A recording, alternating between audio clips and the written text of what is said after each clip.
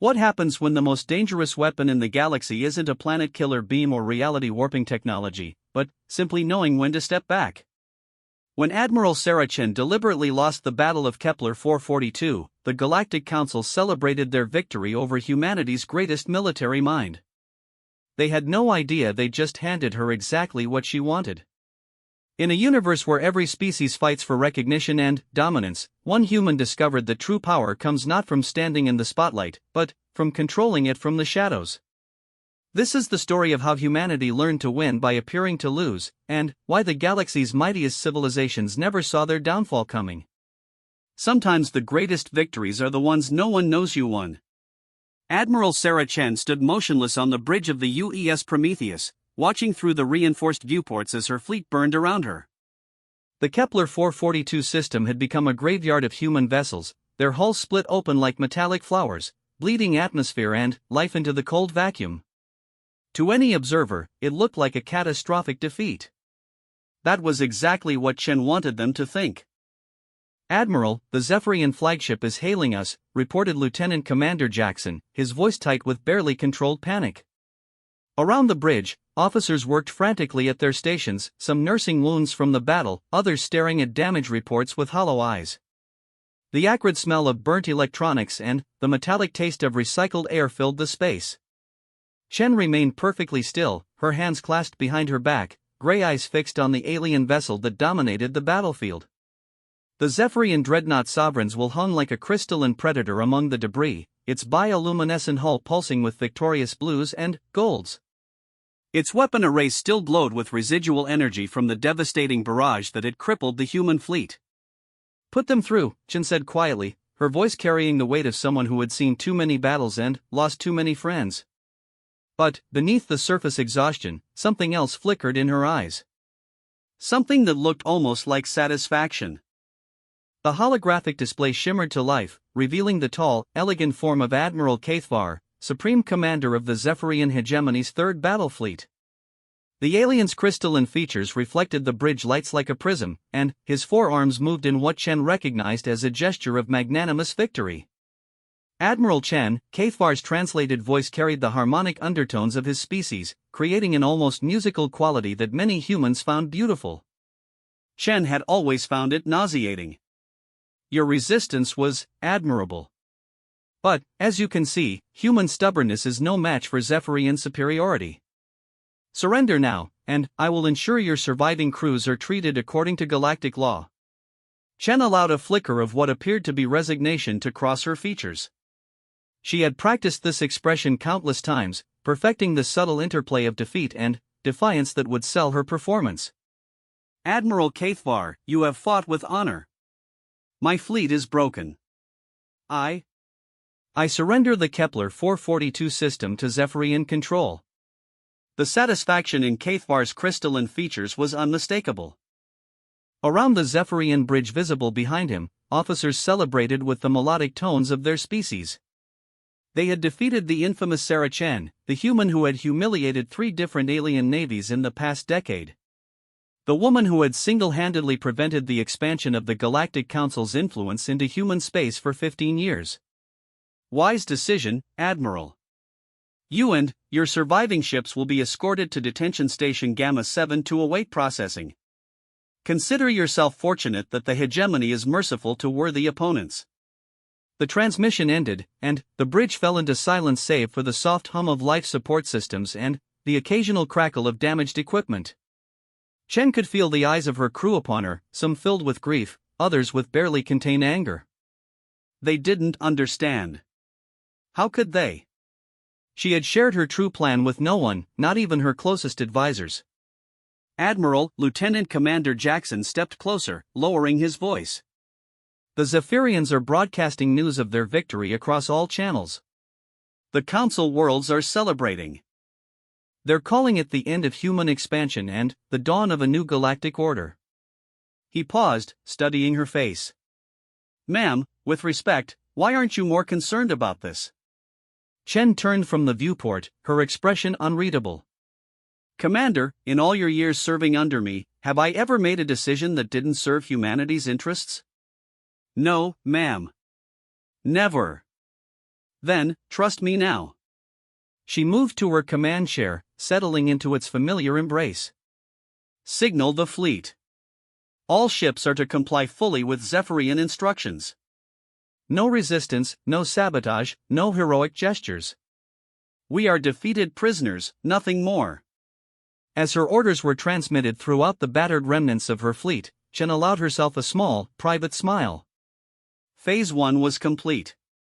The Zephyrians had their victory, the Galactic Council had their symbol of human defeat, and she had exactly what she needed most, to be underestimated. 3 hours later, as the Prometheus limped toward Detention Station Gamma 7 under heavy escort, Chen received an encrypted message on a channel so classified that fewer than a dozen people in human space knew of its existence. The message was brief, containing only coordinates and a single word, proceed. In the depths of the ship, in sections that didn't appear on any official schematic, automated systems began their work. Quantum transmitters sent coded bursts toward distant stars, each message triggering carefully prepared responses across human space. Supply depots that had been dismissed as civilian infrastructure revealed their true purpose. Transport ships that had been conducting routine trade runs altered course toward predetermined coordinates. The defeat at Kepler 442 wasn't the end of human expansion. It was the beginning of something far more dangerous and far more subtle. While the galaxy celebrated the humbling of humanity's greatest admiral, the real war was just beginning. Chen had spent 3 years preparing for this moment, seeding seemingly unimportant assets throughout Council space, building relationships with alien merchants and bureaucrats who saw her as nothing more than another human military officer. She had deliberately cultivated a reputation for direct action and overwhelming force, allowing her enemies to believe they understood her completely. Now, as her fleet disappeared into Zephyrian custody and the galaxy moved on to other concerns, those carefully planted seeds would begin to grow. Human operatives who had spent years establishing themselves as harmless civilians would begin their real work. Trade routes that had seemed economically marginal would reveal their strategic importance. And, most crucially, the very aliens who had defeated her would become unwitting instruments of human expansion. The irony was perfect. By capturing the infamous Admiral Chen and her fleet, the Zephyrians had given humanity something it could never have achieved through victory: invisibility. Who would suspect a beaten enemy of orchestrating a campaign of subtle influence and gradual expansion? Who would watch for human manipulation coming from beings locked away in detention facilities? As the Prometheus docked with Detention Station Gamma 7, Chen took one last look at the tactical display showing the Kepler 442 system. In 6 months, this system would be more human-controlled than it had ever been during their official occupation. The difference was that no one would realize it. The Zephyrians had won the battle and lost the war, and they would never even know the war had begun. The station's docking clamps engaged with a metallic thud that reverberated through the hull. Chen stood, straightening her uniform one final time as a free officer. In a few minutes, she would be a prisoner, stripped of rank and authority in the eyes of the galaxy. It was exactly where she needed to be. Admiral Jackson approached her as the crew prepared for processing. "I don't understand what's happening, but I want you to know that we trust you. Whatever plan you have, we're with you." Chen nodded, touched by the loyalty of her crew despite their confusion. "Commander, the hardest battles are fought not with weapons, but with patience. Remember that in the coming months. Sometimes retreat is the strongest advance, and sometimes the greatest victories are the ones no one sees coming." As Zephyrian guards boarded the Prometheus to escort the human prisoners to their new accommodations, Chen allowed herself one final moment of satisfaction. The Galactic Council had just handed humanity the greatest strategic advantage it had ever possessed: the element of surprise that comes from being dismissed as no longer a threat. The real war for human expansion hadn't ended at Kepler 442. It had begun the moment she raised the white flag. And, unlike their previous campaigns of open military might, this war would be fought in whispers and shadows, in trade agreements and bureaucratic forms, in the thousand small ways that civilizations could be influenced and shaped without them ever realizing they were under attack. Admiral Sarah Chen had just achieved the most important victory of her career by losing in the most public way possible.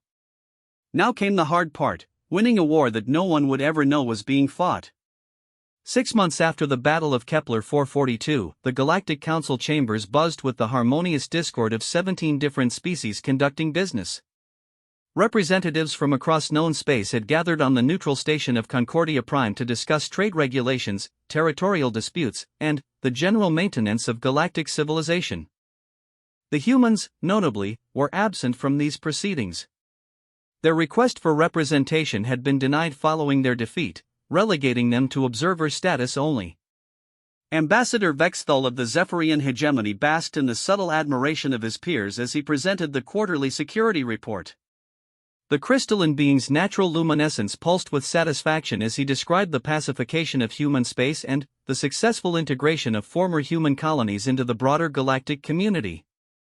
The detention of the war criminal Chan and her followers has proceeded without incident, Vexthal announced, his harmonic voice carrying easily through the chamber's acoustic systems.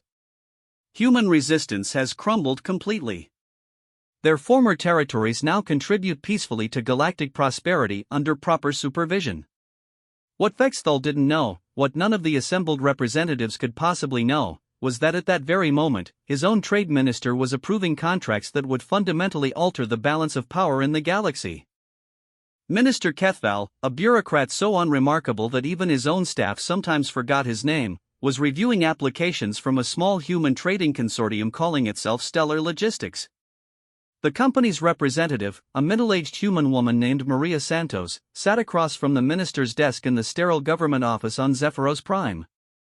Her credentials were impeccable but unremarkable: 15 years of experience in interstellar shipping, excellent references from Centaurian and Andromedan firms, and a business proposal so boring that it practically guaranteed approval without scrutiny.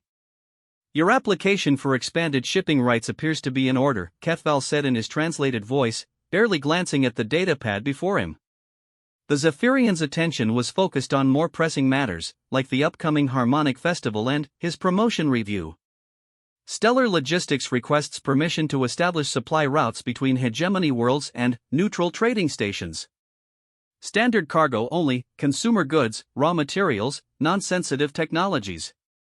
Maria nodded earnestly, her expression the picture of professional competence. "That's correct, Minister. We believe there's significant untapped potential in the civilian market, particularly for luxury goods and specialty materials. Nothing strategic, of course. Just honest commerce." The minister's crystalline features showed mild amusement. Like most Zephyrians, he viewed humans as having a quaint but ultimately limited understanding of galactic economics. They were decent enough at moving cargo from point A to point B, but they lacked the sophisticated thinking necessary for real influence. "Approved," he said, stamping the documents with barely a second thought. "Your permits will be transmitted within the standard processing period. Welcome to Hegemony Commerce, Miss Santos." As Maria left the government building, she allowed herself a small smile. Phase 2 was proceeding exactly as Admiral Chen had predicted. The defeated humans were being welcomed as harmless merchants and service providers throughout Council space, filling roles that the proud alien civilizations considered beneath their attention. They were becoming invisible in the most literal sense, so common and unremarkable that they simply weren't noticed anymore. 3 systems away, on the industrial world of Forge Prime, another human was having an equally successful day. Dr. James Chen, no relation to the imprisoned admiral despite sharing a surname, was being welcomed into his new position as a systems optimization specialist for the Andromedan's largest manufacturing complex. The Andromedan plant supervisor, a being whose cybernetic implants had replaced so much of his original biology that his species was barely recognizable, gestured expansively at the massive factory floor spread out below them. "Your efficiency improvements at the Tau Ceti facility were most impressive, Dr. Chen. A 12% increase in output while reducing resource consumption by 8%. We are eager to see what you can accomplish here." James nodded modestly, his eyes scanning the production lines with the practiced gaze of an expert. But what he was really cataloging had nothing to do with manufacturing efficiency. He was noting security protocols, communication networks, and the critical infrastructure that kept this facility running. Information that would be extremely valuable to someone planning a very different kind of optimization. "I appreciate the opportunity," James said. I believe I can achieve even better results here. Sometimes the smallest adjustments can have the most dramatic effects. The supervisor's mechanical laugh was like grinding gears. Humans and their attention to detail. It is why you make such excellent technicians, even if you lack vision for larger strategies. If only he knew, James thought to himself, that the larger strategy was already in motion all around him. Meanwhile, in the depths of Detention Station Gamma 7, Admiral Saracen sat in her comfortable but Spartan quarters, reading reports that officially didn't exist on equipment that officially wasn't there. The quantum communicator hidden within what appeared to be a standard personal tablet allowed her to maintain contact with her network of operatives scattered across the galaxy. The reports were encouraging.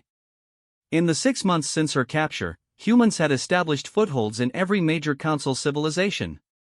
They weren't conquering territories or building military bases. Instead, they were becoming indispensable. Human merchants were handling trade routes that alien corporations found unprofitable. Human technicians were maintaining systems that alien engineers considered too mundane for their attention. Human consultants were solving problems that alien administrators didn't even realize they had. It was a strategy that required infinite patience and absolute faith in human adaptability. Where other species specialized and separated into rigid castes, humans remained generalists, capable of filling any role and finding opportunities that others missed. They were becoming the connective tissue of galactic civilization, present everywhere but belonging nowhere, noticed by everyone but suspected by no one. Chen's door chimed softly, and she quickly switched the display to show a mundane entertainment program. "Enter," she called. Lieutenant Commander Jackson stepped through the door, carrying a tray of the nutritious but flavorless food that constituted their daily rations. His expression was carefully neutral, but Chen could read the excitement in his eyes. He had news.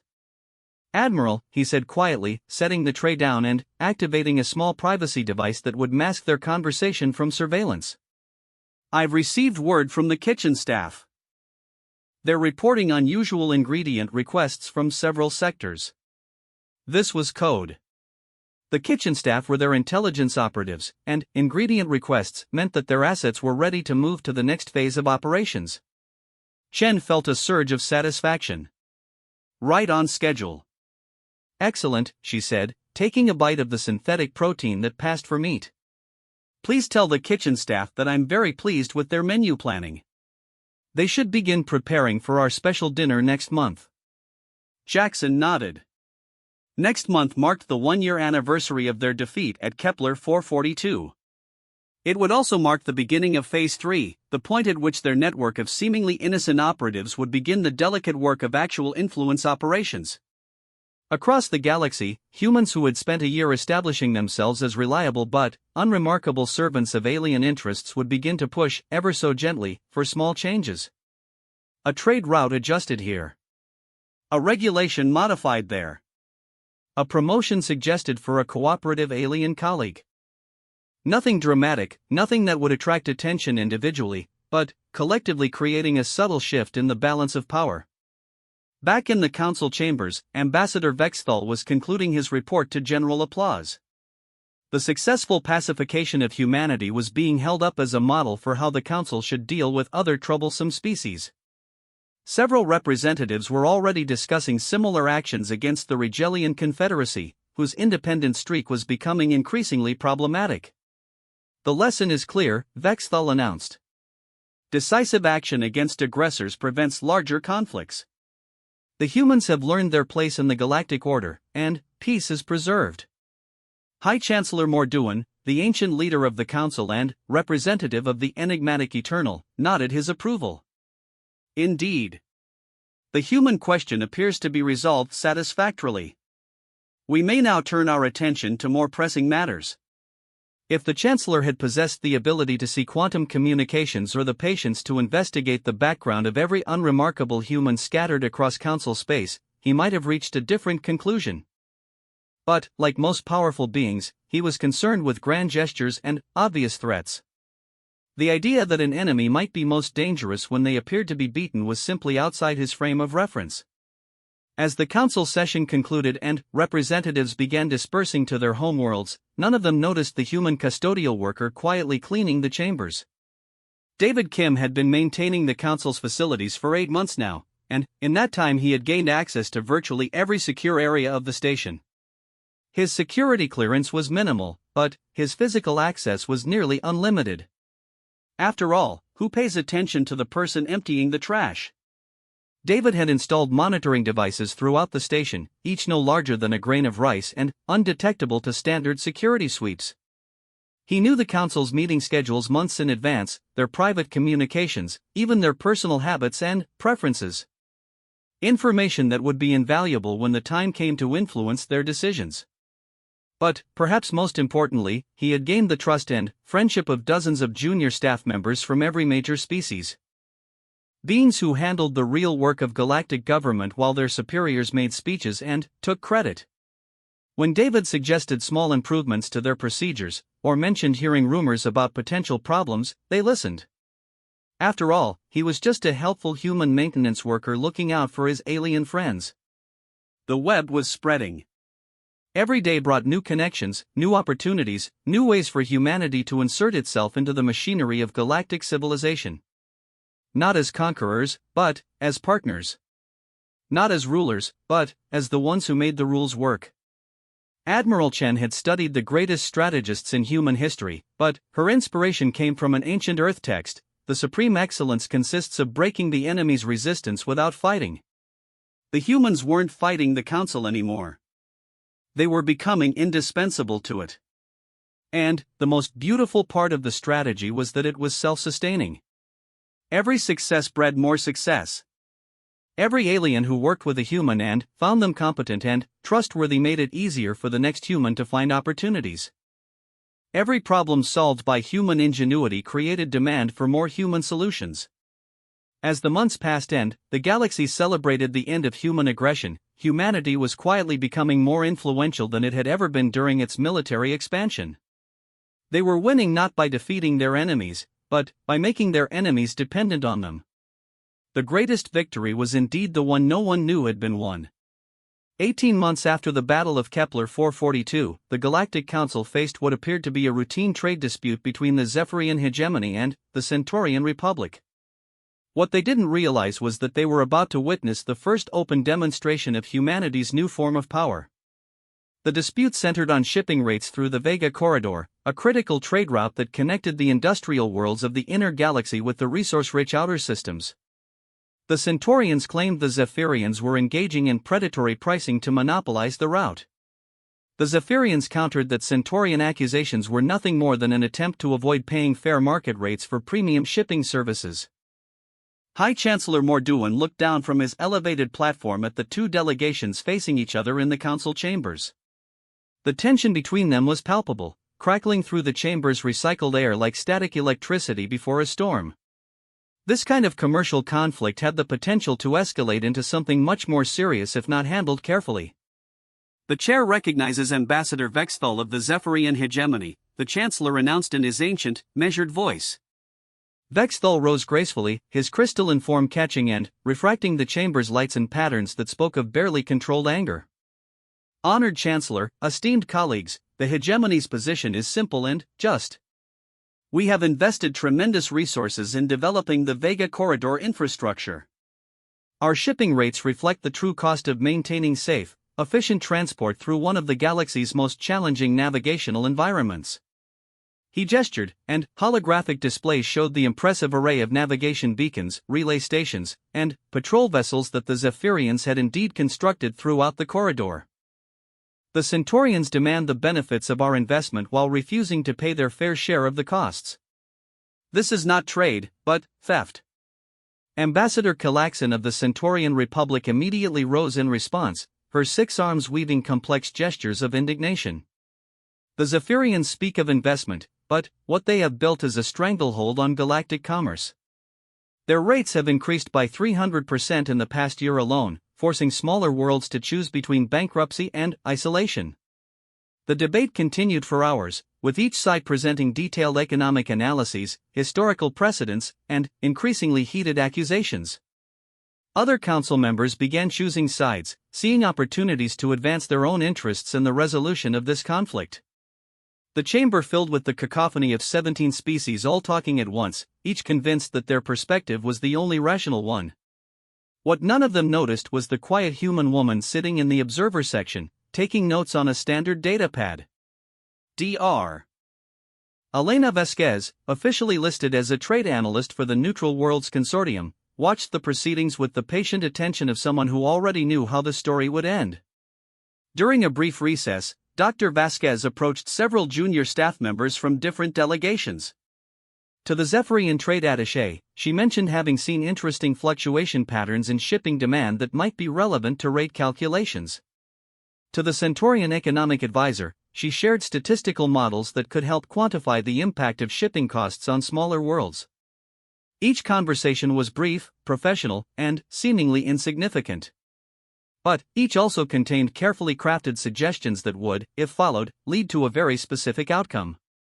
When the council session resumed, something had changed. The junior staff members had whispered to their superiors, sharing the insights they'd gained from their conversations with the helpful human analyst. New data was introduced, alternative approaches were suggested, and, gradually the tone of the debate began to shift. Ambassador Kalaxin was the first to articulate what several representatives had begun to think.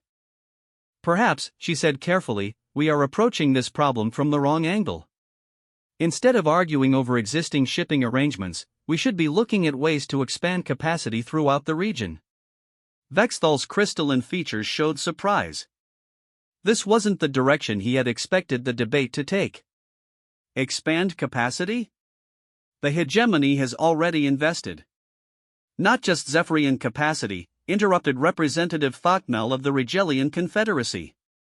What if we opened the development process to competitive bidding? Multiple species working together could build redundant routes, ensuring that no single power could control access to an entire region. Dr. Vasquez continued taking notes, her expression neutral and professional. But, inside, she was calculating the implications of what she was witnessing. The council was about to create exactly the opening that humanity had been positioning itself to exploit. The debate that followed was intense but productive. Within hours, the council had outlined a new approach to trade route development, open competition for infrastructure contracts, with preference given to joint ventures between multiple species. The Vega corridor would be expanded and improved, but no single civilization would control it completely. It was a reasonable, fair solution that addressed the concerns of all parties involved. It was also a solution that had been carefully engineered by human operatives who had spent months studying the political dynamics of the council and the economic pressures facing each member species. As the session concluded and representatives began filing out of the chamber, none of them realized that they had just voted to hand humanity its greatest strategic victory since the invention of the faster-than-light drive. 3 weeks later, the first infrastructure development contracts were awarded. The winning consortium was a joint venture between Andromedans, Rigelians, and a small human logistics company called Stellar Dynamics. The humans brought less funding to the partnership than their alien colleagues, but they provided something more valuable: expertise in complex project management and multi-species coordination. Captain Sandra Walsh, the human project coordinator, stood in the command center of the massive construction ship Endeavour, watching as automated systems began assembling the first of 12 new relay stations that would transform the Vega corridor from a bottleneck into a superhighway. Around her, engineers from 3 different species worked together with the easy efficiency that had become the hallmark of human-coordinated projects. Captain, called Lieutenant Commander Torres from the communications station, were receiving priority messages from Stellar Logistics. They want to know if we can accelerate the construction timeline. Walsh smiled. Stellar Logistics was Maria Santos' company, and the priority messages were actually coded updates on the next phase of the operation. The success of the Vega Corridor project would open doors for similar ventures throughout the galaxy. Humanity would become indispensable to galactic infrastructure, not through conquest, but through competence. Tell them we're ahead of schedule, Walsh replied. And that we're ready to take on additional projects as soon as they have contracts available. Back on Detention Station Gamma 7, Admiral Sarah Chen received daily reports on the construction progress through her hidden communication channels. But, more importantly, she was monitoring the political implications of humanity's new role in galactic commerce. The success of the Vega Corridor project was already generating interest from other regions facing similar trade bottlenecks. Human companies were being invited to bid on projects that would have been unthinkable during their period of military expansion. They were becoming partners rather than threats, colleagues rather than enemies. But Chen knew that this transformation came with its own risks. The more successful humans became in their new role, the more visible they would become to those who might recognize the threat they represented. There were still beings in the galaxy who remembered human military capabilities and might connect the dots between their defeat and their subsequent commercial success. Chief among these potential threats was High Chancellor Morduan himself. The ancient leader of the Council had survived numerous political upheavals by being more perceptive than his enemies gave him credit for. If anyone was likely to recognize the pattern behind humanity's seemingly innocent activities, it would be him. Chen's concerns proved prescient. In his private chambers aboard Concordia Prime, Chancellor Morduan was indeed studying reports on human activities throughout Council space. The ancient being's consciousness existed in a crystalline matrix that had been accumulating knowledge and experience for over 3,000 years, and that vast memory was beginning to detect patterns that troubled him. Advisor Kethmore, he called to his chief of staff, a younger member of the eternal species who served as the Chancellor's interface with the more ephemeral races that comprised the Council. Yes, Chancellor? Kethmore materialized in the chamber, his energy form taking on the geometric patterns that indicated respectful attention. Compile a complete analysis of human commercial activities since their defeat at Kepler 442. I want to know every contract they've signed, every project they've managed, every position they've filled throughout Council space. Everything. Kethmore's patterns shifted to indicate surprise. Chancellor, is there cause for concern? The humans have been model citizens since their pacification. Their contributions to galactic commerce have been uniformly positive. That, Morduan replied, is exactly what concerns me. 3,000 years of political experience have taught me that defeated enemies who become helpful friends bear watching. Begin the analysis immediately. The order set in motion the most comprehensive investigation of human activities since the end of the war. Intelligence services throughout Council space began compiling data on human merchants, technicians, consultants, and workers. What they found was a pattern so vast and so subtle that it had been completely invisible until viewed from the highest levels of galactic government. Humans weren't just participating in galactic commerce. They were becoming essential to it. They handled trade routes that others found unprofitable, managed projects that others considered too complex, and solved problems that others hadn't even recognized. They were present at every level of galactic civilization, from the highest government contracts to the most mundane maintenance work. It was a level of integration that should have taken centuries to achieve, but had happened in less than 2 years. The implications were staggering. When Kethmore presented his preliminary findings to the Chancellor, the ancient being's crystalline matrix flared with patterns that indicated deep alarm. They're not refugees seeking economic opportunity, Morduan realized. They're soldiers in a war we didn't know was being fought. But, even as this realization dawned on the highest levels of Council leadership, it might already be too late to act upon it. The human network had become so deeply embedded in galactic civilization that removing it would cause massive economic disruption. They had made themselves not just useful, but irreplaceable. Admiral Chen's strategy was reaching its ultimate expression, victory through indispensability. The humans had lost the military war only to win something far more valuable, a position at the heart of galactic civilization that could never be taken from them by force. The question now was whether Chancellor Morduan would recognize the threat in time to do anything about it, or whether he would discover that sometimes the greatest victories are indeed the ones no one sees coming until they're already complete. 2 years after her defeat at Kepler 442, Admiral Saracen was finally released from detention. The ceremony was modest, attended only by a few Council officials and broadcast on minor news channels throughout the galaxy. The message was clear: humanity's most dangerous military leader was now just another reformed prisoner, ready to rejoin civilized society as a productive citizen. Chen stood in the docking bay of Detention Station Gamma 7, watching as the transport ship Redemption prepared to carry her and her remaining crew members to their new lives in Council space. She wore simple civilian clothes instead of her military uniform, and her hair had grown longer during her imprisonment, giving her a softer, less intimidating appearance. To all observers, she looked like exactly what she was supposed to be, a defeated warrior learning to live in peace. Admiral Lieutenant Commander Jackson approached quietly, his own civilian clothes still sitting awkwardly on shoulders more accustomed to military bearing. "The transport captain says we'll reach New Geneva Station in 6 hours. From there, we have individual assignments throughout Council space." Chen nodded, maintaining the expression of resigned acceptance that she had perfected over 2 years of careful performance. "Good. It's time we all learned to be civilians." What neither of them mentioned, what couldn't be mentioned in the monitored environment of their release, was that their real work was just beginning. For 2 years, they had been the visible face of human defeat while their network operated invisibly throughout the galaxy. Now, they would join that network and help guide it through its most critical phase. The irony was perfect. The Council was releasing them because keeping them imprisoned had become politically inconvenient. Public opinion, carefully shaped by human information specialists working within alien media organizations, had gradually shifted toward viewing the detention as unnecessarily harsh.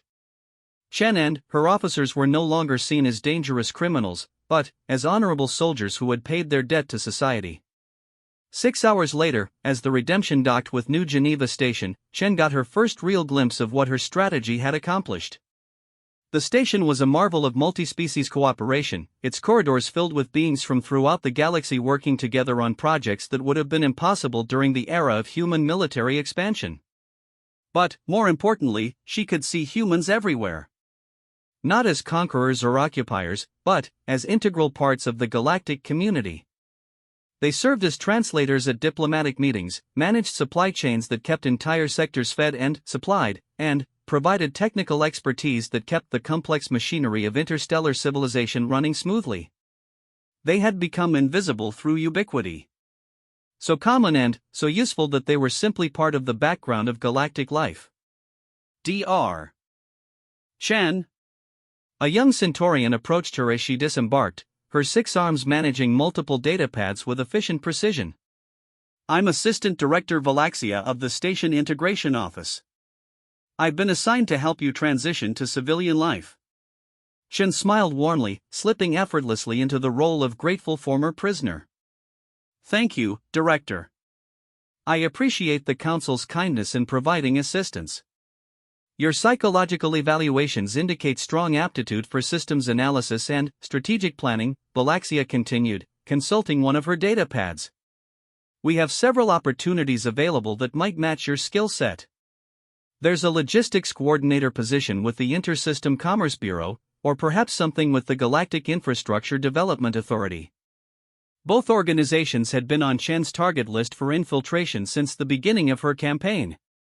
Having herself placed directly into their operations would accelerate her timeline by months. "Either position sounds interesting," Chen replied. "I'm simply grateful for the chance to contribute positively to galactic society." As they walked through the station's administrative section, Chen's trained eye cataloged everything she saw. Security protocols, communication systems, personnel procedures, all the information she would need to operate effectively within Council infrastructure. But, more than that, she was studying the people. The way different species interacted, the subtle hierarchies and power dynamics that governed their relationships, the opportunities for influence and manipulation. Meanwhile, on Concordia Prime, High Chancellor Morduan was reviewing the final report on human activities throughout Council space. The document was massive, representing months of investigation by intelligence services from multiple species. What it revealed was both impressive and deeply disturbing. "Kethmore," he called to his chief of staff, "have you completed your analysis of this data?" The energy being materialized beside the Chancellor's desk, his patterns indicating a mixture of admiration and concern. "Yes, Chancellor. The scope of human integration into our society is remarkable. In less than 2 years, they have established significant presence in every major sector of the galactic economy." "Define significant presence," Morduan requested, though he suspected he already knew the answer. Humans now handle approximately 37% of all interspecies trade logistics, manage 42% of major infrastructure projects, and provide technical support for 61% of integrated systems throughout Council space. They have become, in essence, the administrative backbone of our civilization. The Chancellor's crystalline matrix pulsed with patterns of deep thought. And, if we were to remove them? Economic collapse within weeks, possibly days. The disruption would be catastrophic across multiple sectors simultaneously. Food distribution, energy networks, communication systems, transportation infrastructure all depend heavily on human management and coordination. It was worse than Morduan had feared. The humans hadn't just integrated into galactic society, they had made themselves indispensable to it. Any action against them would cause more damage to the Council than to humanity itself. This was deliberate, he realized aloud. The defeat at Kepler 442, the surrender, the apparent acceptance of subordinate status, it was all planned. The evidence strongly suggests coordinated strategy, yes, Kethmore agreed. But, Chancellor, even if this was planned, the results have been uniformly positive. Human management has improved efficiency across every sector they've entered. Their integration has actually strengthened our civilization. That was the most insidious part of the strategy, Morduan understood. The humans weren't causing problems, they were solving them. They weren't stealing power, they were being given it freely by grateful aliens who appreciated their competence and reliability. It was conquest by indispensability, and it was brilliant. Schedule a private meeting with Admiral Chen, the Chancellor ordered. The newly released Admiral Chen. I believe it's time for a conversation between professionals. 3 days later, Chen sat in one of the most secure conference rooms on Concordia Prime, facing the ancient leader of the Galactic Council across a simple metal table. No recording devices were present, no aides or advisors. Just two beings who understood power and the ways it could be acquired and wielded. Admiral, Morduan began, his translated voice carrying undertones that suggested grudging respect. I believe we understand each other. Chen maintained her expression of polite confusion. I'm not sure I follow, Chancellor. I'm just a former prisoner trying to adjust to civilian life. Please, Morduan's crystalline form flared with impatience. We are both too experienced for such games. I know what you've accomplished. The question is, what do you want now? For a long moment, Chen considered maintaining her facade. But, something in the Chancellor's manner suggested that the game had moved to a new level. He knew, or at least suspected, the truth about her strategy. The question was whether acknowledging that truth would advance or damage her position. What I've always wanted, she said finally, dropping the pretense. A secure place for humanity in the galaxy. Through deception and manipulation. Through competence and service. My people are doing exactly what they claim to be doing, Chancellor. They're making galactic civilization work better. The fact that this also serves human interests doesn't change the value of their contributions. Morduan leaned back in his chair, studying her with ancient eyes that had seen the rise and fall of civilizations. You've created a remarkably elegant trap. Remove the humans now, and we cripple ourselves. Allow them to continue, and they eventually control everything. Control is the wrong word, Chen corrected.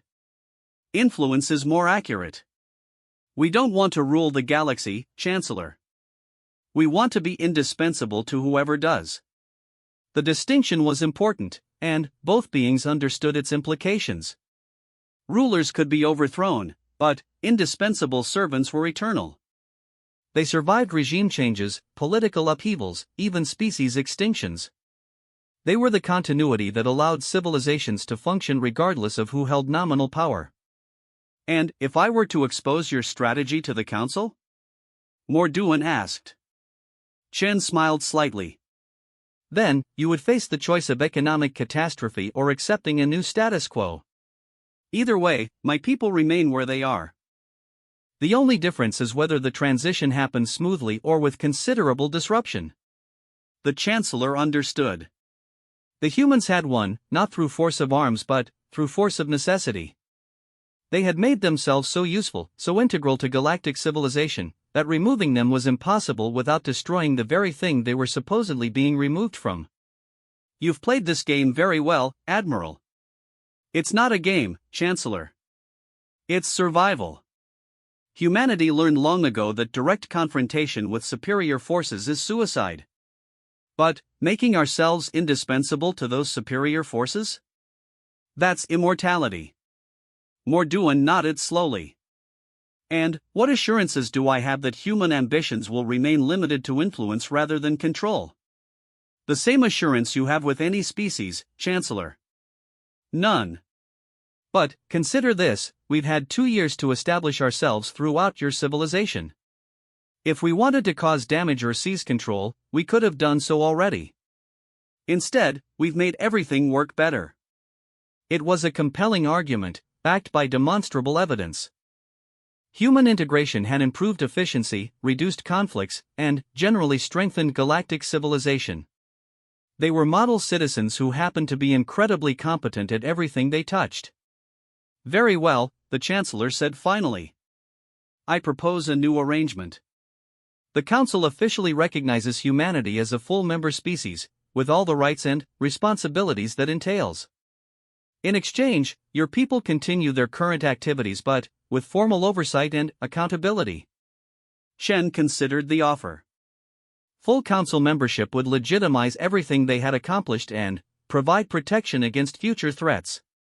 It would also limit their freedom of action and subject them to scrutiny they had thus far avoided. Acceptable, she said after a moment. With one modification. The integration happens gradually, over a period of months rather than immediately. My people need time to adjust their operations to accommodate formal status. What she really needed was time to consolidate their position and prepare for the increased visibility that Council membership would bring. But, the Chancellor didn't need to know that. Agreed, Morduan said. Welcome to the Galactic Council, Admiral. I suspect this is the beginning of a very interesting partnership. As Chen left the meeting, she reflected on the strange turn of events. She had come to Concordia Prime as a reformed prisoner seeking charitable assistance. She was leaving as the informal representative of humanity's new position in galactic politics. The strategy had succeeded beyond her most optimistic projections. Not only had humanity established itself as indispensable to galactic civilization, but it had done so with the implicit approval of that civilization's highest authority. The greatest victory was indeed the one no one saw coming. And, now that it was achieved, the real work of building humanity's galactic future could begin. 5 years after the Battle of Kepler 442, the Galactic Council chambers looked remarkably similar to how they had always looked. The same 17 species sat in their traditional seats, the same ceremonial protocols governed their interactions, and the same ancient chancellor presided over their deliberations. Yet everything had fundamentally changed in ways that most of the participants didn't fully comprehend. Ambassador Sarah Chen, officially representing humanity in its new role as the 18th member species of the Galactic Council, sat in the modest seat allocated to junior members. Her position in the chamber's hierarchy reflected humanity's supposed status as the newest and least influential member of the galactic community. The reality, as always with human operations, was far more complex. The day's agenda included routine matters, trade regulation updates, infrastructure development proposals, and the ongoing territorial dispute between the Vegan Confederation and the Outer Rim colonies. What appeared to be standard galactic governance was actually a carefully orchestrated demonstration of humanity's new form of power. The chair recognizes Representative Thakmal regarding the Vegan Confederation matter, Chancellor Morduan announced, his ancient voice carrying the weight of millennia of political experience. The Regelian representative rose, his scaled height reflecting the chamber's lights and patterns that indicated diplomatic frustration. Honored Chancellor, the Confederacy's expansion into contested space continues to destabilize the Outer Rim. Their mining operations are disrupting established trade routes and threatening the ecological stability of 3 star systems. Ambassador Vexthal of the Zephyrian hegemony immediately responded, his crystalline form pulsing with indignation. The hegemony supports our vegan allies in their lawful development activities. The Rigelians speak of disruption, but they truly fear competition from more efficient operations. As the familiar pattern of accusation and counter-accusation began, Ambassador Chen made a few notes on her datapad and remained silent. She had learned that the most effective interventions often came from appearing to have no agenda at all. "If I may," she said quietly during a brief pause in the heated exchange, "I'd been reviewing the technical specifications of the disputed mining operations. There might be a solution that addresses both sets of concerns." The chamber fell silent. In the 3 years since humanity's admission to the Council, Ambassador Chen had gained a reputation for finding practical solutions to seemingly intractable problems. When she spoke, representatives listened. The Confederation's mining efficiency comes primarily from their use of gravitational resonance extraction, which is indeed superior to conventional methods, she continued, activating a holographic display that showed detailed technical schematics. However, the same technology could be adapted to reduce environmental impact by 93% while actually increasing extraction rates. Representative Thakmel's scaled features showed surprise. Such modifications would be acceptable to Rigelian concerns about ecological preservation. But, surely the technical challenges are manageable, Chen finished smoothly. Human engineers have experience with similar adaptations from our work on the Centaurus Deep Mining Project. We would be happy to provide technical assistance to ensure the modifications are implemented properly. What she didn't mention was that the Centaurus Deep Mining Project had been specifically designed to develop exactly this technology, in anticipation of exactly this moment. Human engineers had spent 2 years solving problems that didn't yet exist, creating solutions to conflicts that hadn't yet emerged. Ambassador Velketh of the Vegan Confederation leaned forward, his interest clearly piqued. The Confederation would welcome such assistance, assuming the technical solutions are practical and cost-effective. "Of course," Chen replied. "Human technical advisors could have preliminary assessments ready within 2 weeks. If the Council approves the collaborative approach, full implementation could begin within a month." Chancellor Morduan observed the proceedings with the patient attention of someone who had seen this pattern play out dozens of times over the past 3 years.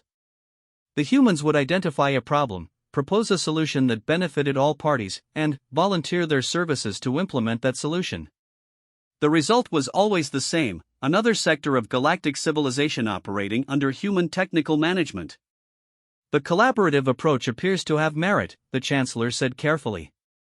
"However, given the complexity of the situation, perhaps we should establish a formal oversight committee to monitor the implementation process."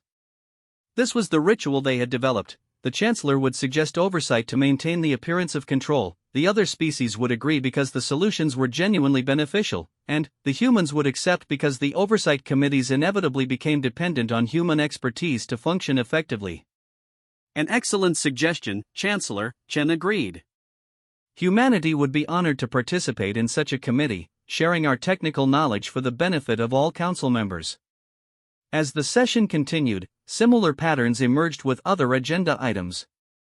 Infrastructure development proposals became opportunities for human project management expertise. Trade regulation updates incorporated human logistical innovations. Territorial disputes were resolved through compromise solutions that required human mediation to implement. By the end of the day, humanity had officially taken on responsibility for coordinating the vegan mining project, managing 3 new infrastructure developments, optimizing 2 major trade routes, and providing ongoing technical support for 4 different interspecies collaborations. It had been, by any measure, a typical day in the new galactic order. After the session, Ambassador Chen made her way to her private office in the diplomatic quarter of Concordia Prime. The space was modest by the standards of senior council members, but it had something more valuable than luxury: complete security and access to humanity's most sensitive communication networks. The quantum communicator hidden within her desk activated automatically as she entered, displaying priority messages from human operatives throughout the galaxy. The reports were uniformly positive. The Andromedans had approved the expansion of human technical services throughout their industrial sectors. The Zephyrians had requested additional human consultants for their next major infrastructure project. Even the proud Eternals had quietly inquired about human assistance with some of their more complex administrative challenges. Each success built upon previous successes, creating an exponential expansion of human influence that was limited only by their ability to train qualified personnel. They had become the indispensable species, the ones who made everything else work. But Chen knew that their greatest triumph was not the extent of their influence, but the fact that it was now accepted as natural and inevitable. No one questioned why humans were involved in every major galactic project. No one wondered if there might be alternatives to human solutions. They had become part of the fundamental structure of galactic civilization. Her contemplation was interrupted by an incoming priority communication from an unexpected source, High Chancellor Morduan himself. Ambassador Chen, the Chancellor's voice carried its usual measured authority. Could you spare a few minutes for a private conversation? There's a matter I'd like to discuss with you personally. 10 minutes later, Chen sat once again in the secure conference room where she had first openly acknowledged her strategy to the Council's leader. The ancient being across from her looked unchanged by the passage of years, but there was something different in his manner. A quality that Chen eventually recognized as satisfaction. 5 years, Morduan said without preamble. 5 years since your defeat at Kepler 442, and the transformation of galactic civilization has been remarkable. Has it been satisfactory from the Council's perspective? Chen asked, genuinely curious about the Chancellor's assessment. Efficiency is up across all sectors. Interspecies conflicts have decreased by 67%. Economic growth has exceeded projections for 4 consecutive years. By every measurable standard, the galaxy is more prosperous and stable than it has been in centuries. Chen nodded. Humanity takes pride in contributing to that success. Indeed. But I find myself wondering, what comes next? It was a question that Chen had been anticipating for years. The Chancellor was too experienced to believe that any species would be content with permanent subordinate status, no matter how comfortable that status might be. What would you like to come next, Chancellor? Morduan's crystalline matrix pulsed with what might have been amusement. I suspect that question is better directed to you. You've spent 5 years proving that humanity can be trusted with responsibility. Perhaps it's time to acknowledge that formally. I'm not sure I understand. The position of Deputy Chancellor has been vacant for over a century, Morduan explained. The role was eliminated because no species could be trusted with that level of authority without creating resentment from the others. But humanity has demonstrated a unique capability for gaining acceptance from all council members. Chen felt a surge of excitement that she carefully kept from showing on her face. The position of Deputy Chancellor would give humanity official authority over much of the Council's day-to-day operations. It would formalize what they had already achieved through informal means. Such a position would be a tremendous honor, she said carefully. But surely other species with longer Council membership should be considered first. Other species with longer membership have also accumulated longer histories of interspecies rivalry and mistrust. Humanity remains uniquely positioned as everyone's second choice, which paradoxically makes you everyone's first choice. It was a perfect summation of their strategy, Chen realized.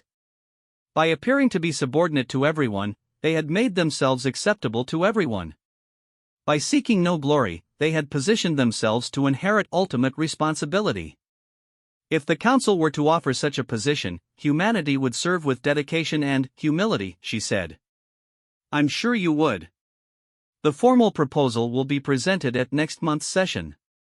I expect it to pass with minimal opposition. As the meeting concluded and Chen made her way back to her office, she reflected on the long journey that had brought humanity to this point. 5 years ago, they had been a defeated enemy, their expansion halted and their military humbled. Today, they were on the verge of becoming the de facto administrators of galactic civilization. The strategy that had begun with a calculated defeat had evolved into the most successful campaign of expansion in human history. They had conquered not through force, but through competence. They had achieved dominance not through intimidation, but through indispensability. That evening, as she composed her report for transmission back to Earth, Chen allowed herself a moment of professional satisfaction. the greatest victory was indeed the one no one saw coming, and humanity's victory had been so subtle, so gradual, and so beneficial to everyone involved that most species still didn't realize it had happened. The Battle of Kepler 442 had been lost 5 years ago. But the war for humanity's place in the galaxy had been won the moment Admiral Sarah Chan raised the white flag and began the most audacious strategy in military history, conquering the galaxy by surrendering to it. In the depths of space, on worlds throughout the Council territories, humans continued their quiet work of making civilization function. They were the coordinators and the administrators, the problem solvers and the mediators, the indispensable servants who had become, through patience and planning, the true masters of galactic civilization. And the most beautiful part of it all was that everyone was grateful to them for it. The greatest victory was complete, and no one had seen it coming until it was already won.